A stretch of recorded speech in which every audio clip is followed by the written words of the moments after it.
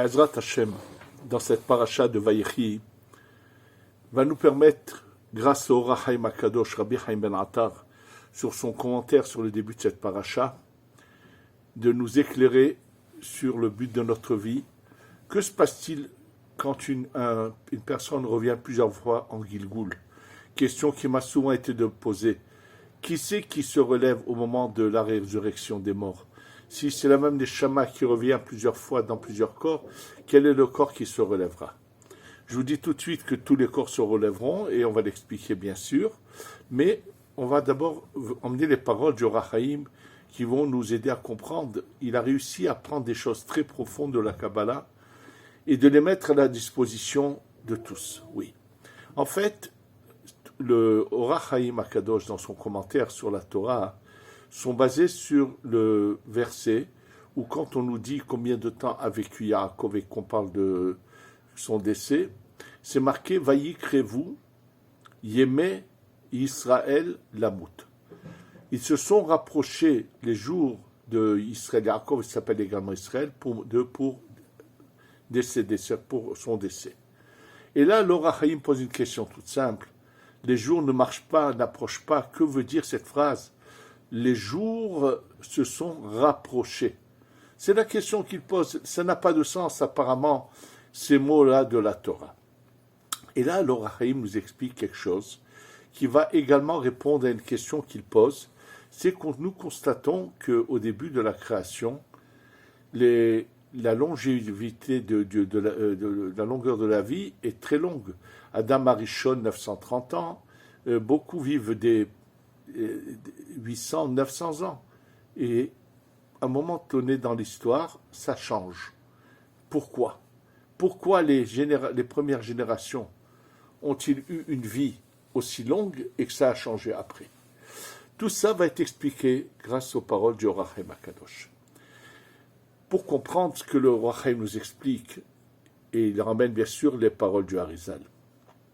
En fait, on va commencer peut-être par l'exemple qu'il donne, bien qu'il le donne après, mais ça va nous permettre de mieux comprendre les choses. L'exemple qu'il donne est le suivant. Un roi qui a des employés qui vont creuser dans les régions où, dans la terre, dans la roche, on trouve des diamants. Et les diamants, nous savons qu'une fois qu'on les sort, il y a un travail à faire sur les diamants, les nettoyer, les tailler, les embellir, pour que le diamant il ait toute sa valeur, toute sa beauté. C'est-à-dire que le diamant à l'état brut, et ensuite il est travaillé.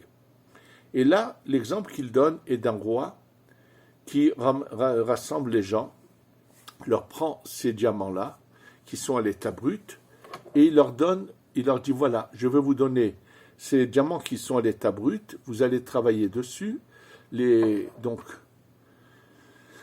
nettoyer, les tailler, les embellir, et vous serez récompensé, bien sûr, là-dessus. Alors, il donne, bien sûr, 900, 1000, 800, des quantités importantes de diamants, et à ces sujets, et il leur fixe un temps, et quand arrive ce temps, non seulement qu'ils n'ont pas fait leur travail, mais ils ont en plus rajouté de la saleté sur ces diamants, ils les ont mis dans de la saleté, bref, ils ont fait des choses qu'il ne fallait pas faire.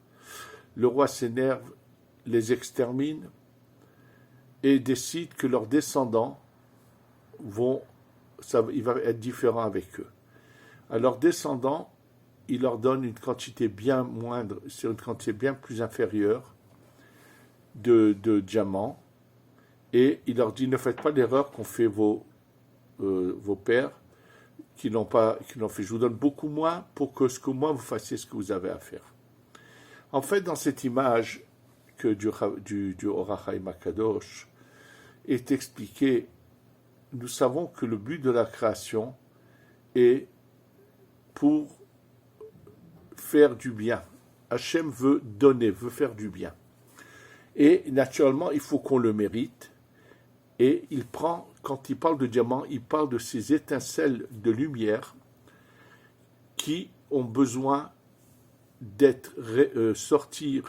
les sortir d'un endroit où elles sont et les faire monter les embellir et les faire monter vers le haut. Bien, c'est ça l'image dont il parle, mais lui, il parle comme si que nous avons déjà toute cette connaissance. Et en fait, pour comprendre les paroles du Or HaChaim Akadosh, il faut connaître ces bases qui sont développées en long et en large dans les écrits du Harizal. La création est faite d'une manière où il va y avoir des étincelles qui vont tomber dans des emplacements qu'on appelle la klipa, le mal, et qu'il va falloir ensuite les sortir de là. Et ces étincelles, en fait, c'est les corps de ces lumières, parce que dès le départ, dans le système de la création, il y a des corps spirituels dans lesquels il y a des étincelles de lumière, et qu'il va falloir que tout ça est prévu pour qu'il y ait récompense ou punition, Sachar et Anesh. Et là, tout le système est mis en place de manière à ce qu'il y ait une brisure, que des parcelles donc d'enveloppes de lumière avec des brins de lumière tombent dans les endroits qui ne sont pas bons, pour qu'ensuite le travail est donné à l'homme de réparer ou pas. C'est pas que il a créé des choses pour les détruire, pas du tout, mais ça aussi on va l'expliquer dans ce cours. En tous les cas, il dit chaque âme qui vient dans ce monde a un nombre de parcelles de lumière.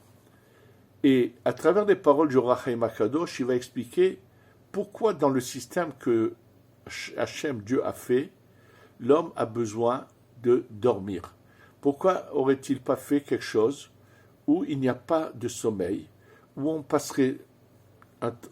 serait constamment réveillé à agir? En quoi était-il nécessaire qu'il y ait tous les jours ce moment de la nuit où il faut dormir? Absolument, c'est impératif. Et là, il nous l'explique comme ça. Il dit, quelqu'un qui vit environ 70 ans, il dit c'est approximativement 25 000 jours. Il a fait les comptes, je vous dis ce qu'il écrit dans son livre. Et il dit chaque jour, c'est une parcelle. C'est-à-dire que les 25 000 jours, c'est comme si on a pris de cette âme 25 000 parcelles qu'on donne à la personne. Et tous les jours, il faut réparer une parcelle, donc une journée.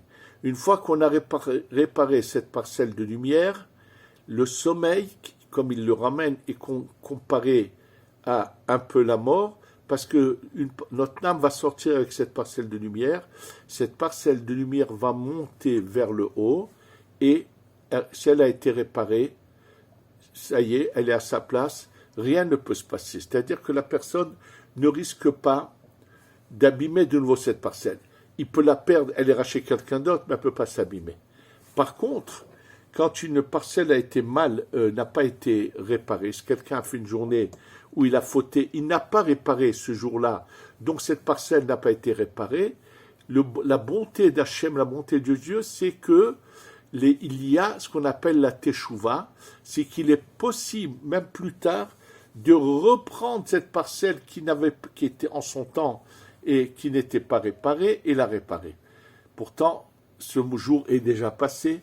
Oui, alors c'est pour ça qu'il y a une force qui s'appelle la Bina, où on se branche sur un luminaire qui est au-dessus du temps, qui nous permet de reprendre des parcelles de temps qu'on a ratées et de les réparer. Oui, c'est pour ça que c'est marqué que la tchouva vient de ce luminaire qu'on appelle la Bina. Oui, absolument. C'est grâce à ce luminaire auquel on peut se brancher qu'on peut donc réparer. Ce qui a été bien fait ne sera jamais abîmé. Ce qu'on n'a pas bien fait, on a quand même la possibilité de le réparer. Et donc, tous les soirs, on dort, c'est pour ça que c'est impératif de dormir, pour pouvoir faire monter ces lumières. Oui, ce que le Ben Ish Chai dit, que même ceux qui veulent rester la nuit réveillés pour faire ce qu'on appelle le tikkun karet, celui qui passe une nuit entièrement réveillé à étudier, peut annuler un décret de mort sur lui, qu'on appelle le karet, dit le Ben Ish Chai que seulement s'il est sûr qu'il a besoin de le faire, il le fait. Il dit sinon, c'est impératif de dormir parce qu'en dormant, on va permettre à ces parcelles, bien sûr que même si elles ne dorment pas, elles vont monter. Mais il y a également le renouvellement dans l'âme de la personne qui se passe. C'est-à-dire que tous les jours, on a fini une étape et la nuit est la finalité de cette étape. Et je vais vous donner un exemple à cela. Dans un des cours que j'avais fait il y a assez longtemps, sur les trompettes en argent qu'avait Moshe Rabbeinu. Et il est marqué que lorsqu'il devait quitter une étape dans le désert, Moshe sonnait de cette trompette-là. Et apparemment, il aurait pu y avoir tellement d'autres possibilités, comment a été faite cette trompette en un seul bloc et tout. En fait, là-bas, ce que j'ai expliqué dans ce cours, c'est que chaque étape dans le désert était de récupérer des parcelles de lumière avant de rentrer en Eretz Israël.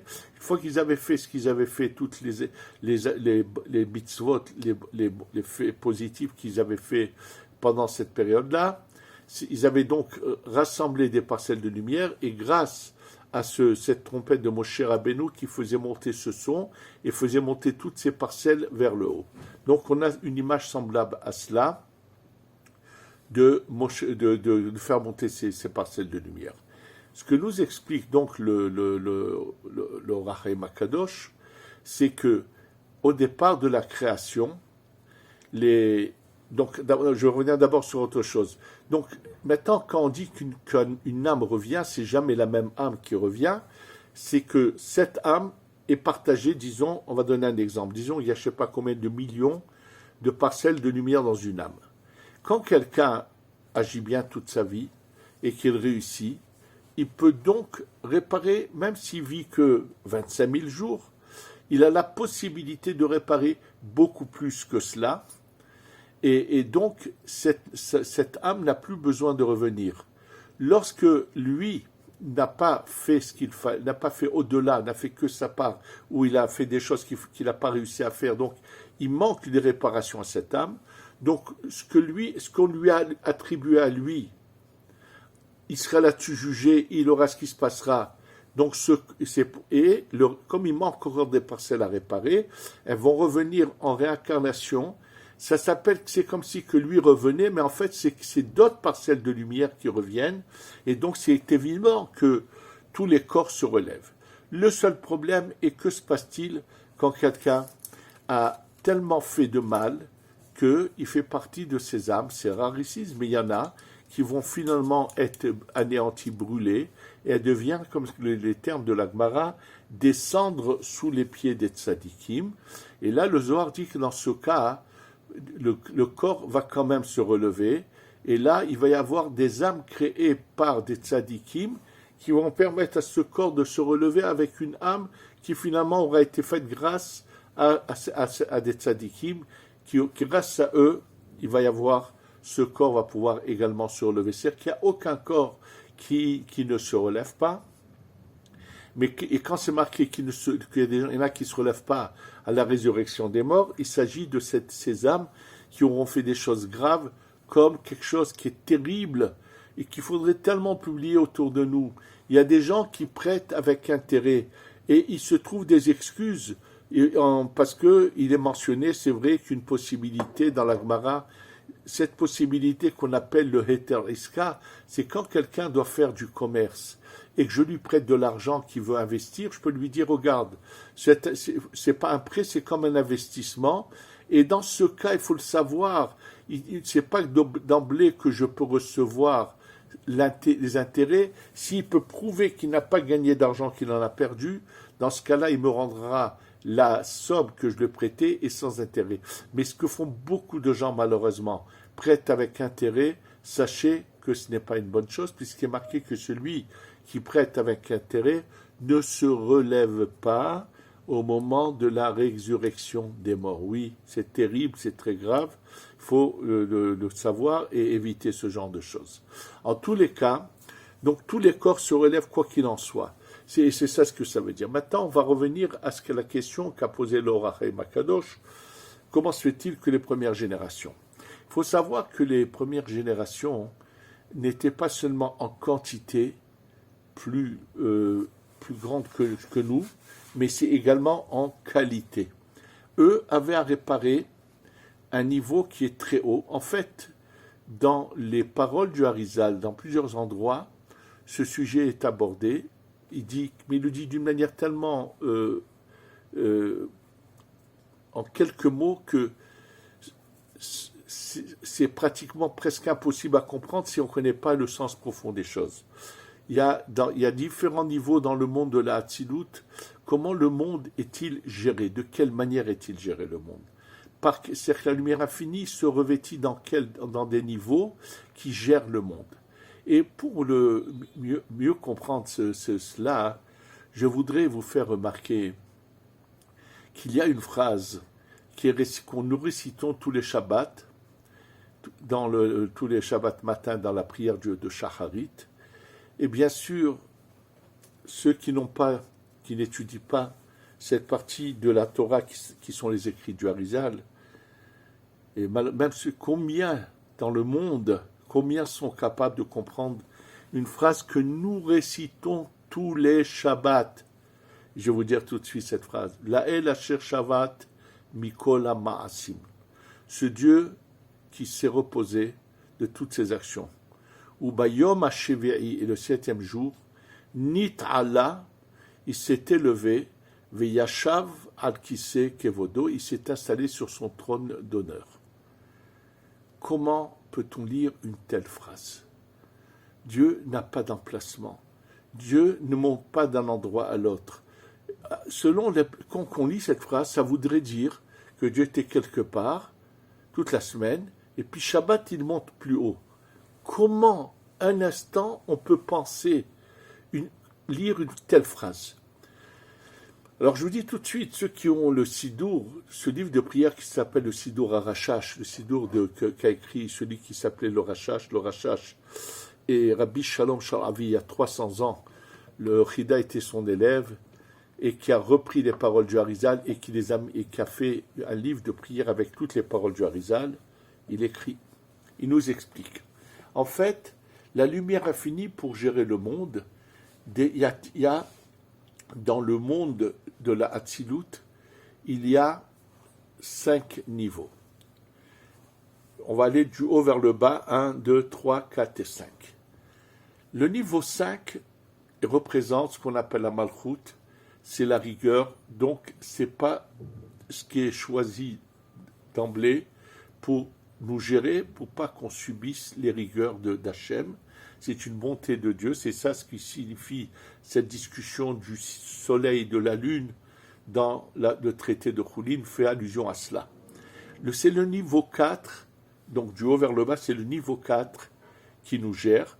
La lumière infinie passe par le niveau 4 du monde de la Hatzilut, et ce niveau 4 qu'on appelle Za de Hatzilut, Tiferet de Hatzilut, je vous donne un nom mais juste pour vous que vous ayez une idée, ce niveau 4 va descendre du monde de la Hatzilut, se revêtir dans les mondes qui sont aussi du haut vers le bas, 1, 2, 3, 4, va descendre dans le numéro 3, ça veut dire du haut vers le bas, ça serait le numéro 3, ce qu'on appelle le monde de la Yetzira, et de là-bas donc, ce niveau du 4 de la Hatzilut, qui descend se revêtir dans le 3, dans le monde de la Yetzira, de là, la lumière nous gère, c'est-à-dire que le vêtement est une formule de gérance qui soit adaptée à nous et bonne pour nous. Et le Shabbat, ça se passe différemment. La lumière de la Hatzilut ne descend pas si bas, elle descend au numéro 2, qu'on appelle le monde de la Bria, qui est appelé le monde du trône. Et c'est ça ce qui est marqué, que le Shabbat, Akadosh Baruch Hu, la lumière infinie, qui se revêtit dans un niveau plus haut, c'est ça que ça veut dire qu'elle montre que la gérance se fait différemment. C'est-à-dire si on était capable, on verrait le ciel briller différemment le Shabbat, comme l'histoire que je vais vous raconter.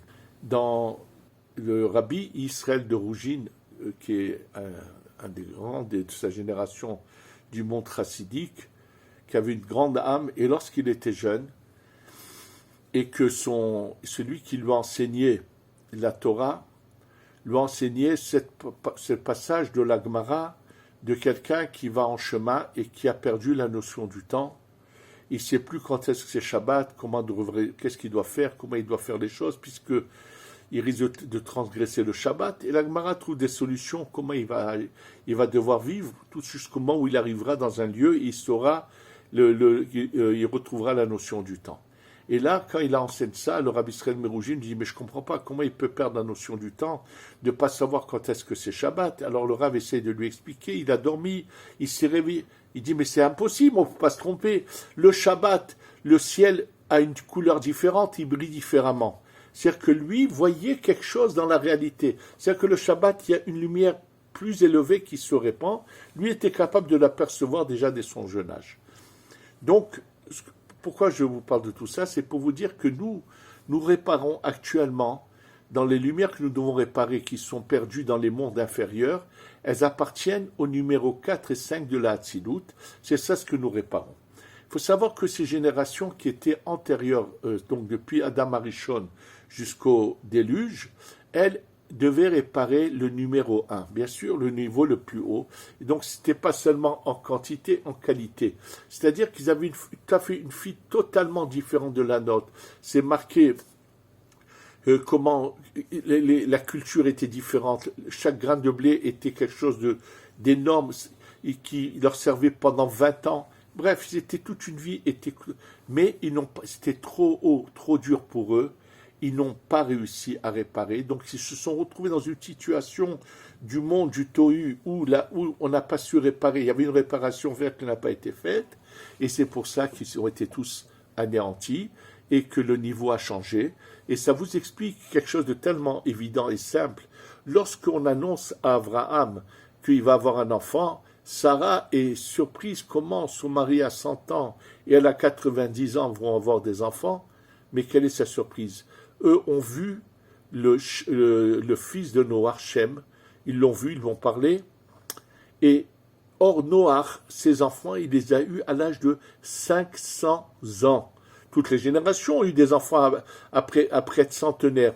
Donc quel est le problème de Sarah lorsqu'on annonce une nouvelle, la nouvelle d'une naissance, que Abraham, qui est centenaire, va avoir un enfant, et elle qui a 90 ans. Mais ça s'est passé dans l'histoire. Bien sûr, Sarah le sait, mais Sarah sait que depuis le déluge, tout a basculé, tout a changé.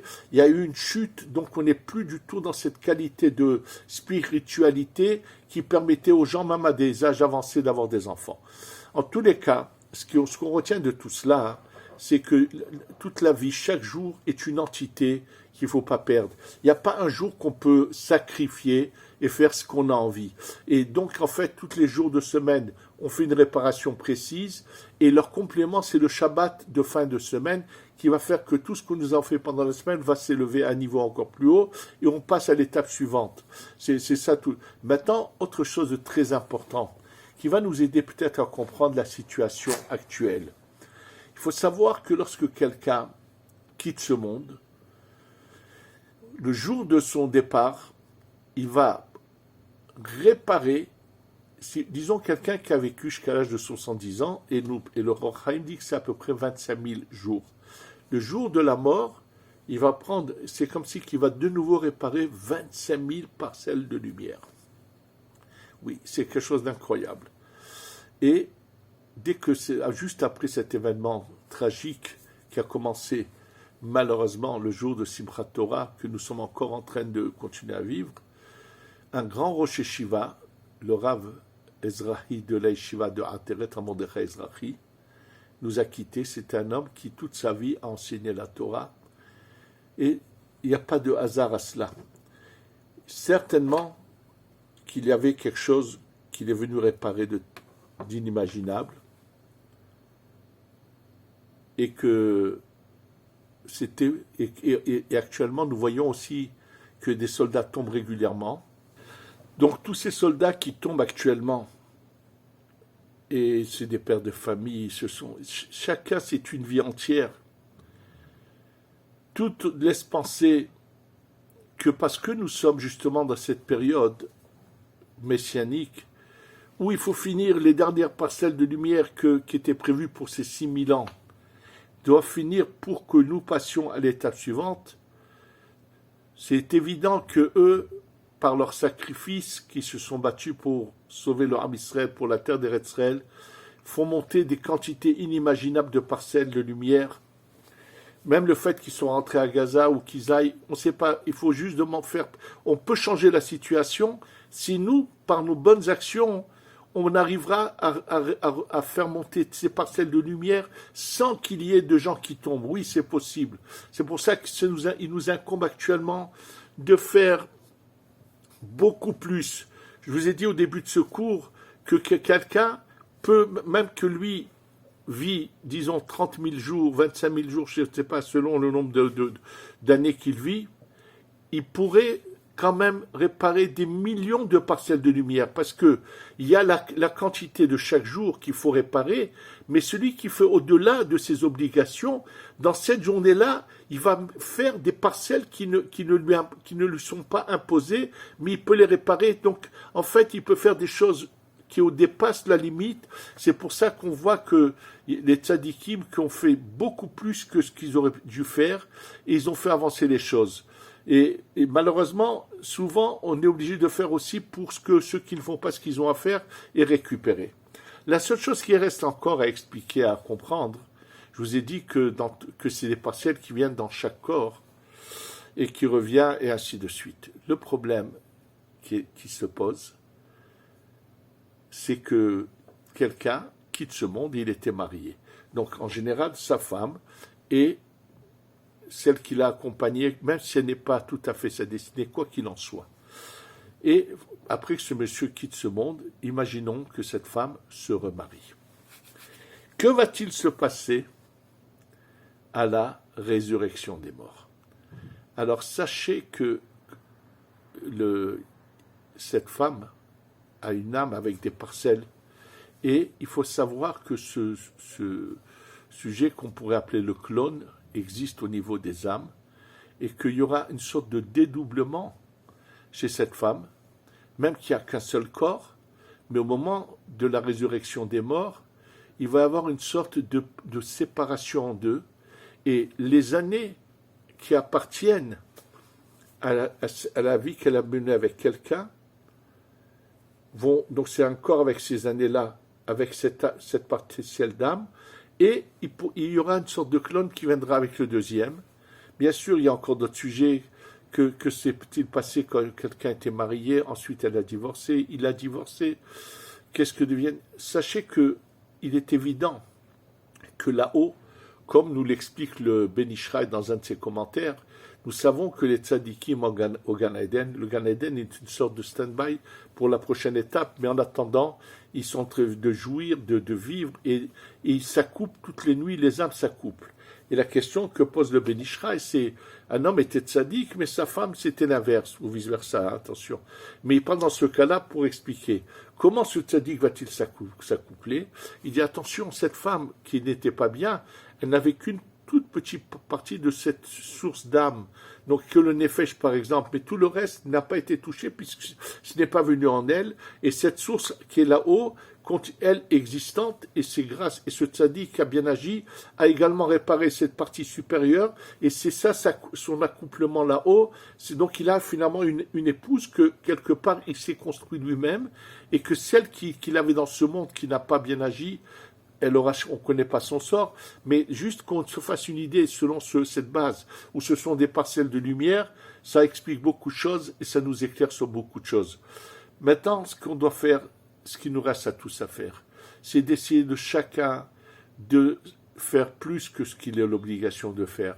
On pourrait éviter la mort de ces soldats. On pourrait faire que tout d'un coup, tous nos ennemis soient anéantis et que la Goula vienne tout de suite. Qu'Hachem nous délivre avec la prochaine étape, le Beit HaMikdash qui descend, qu'on voie le Mashiach et qu'on ait cette période transitoire très vite pour passer à l'étape suivante qui nous attend, Be'ezrat Hashem, Veniske le Goula Shlema, Im Binyan Beit HaMikdash Amen ve Amen.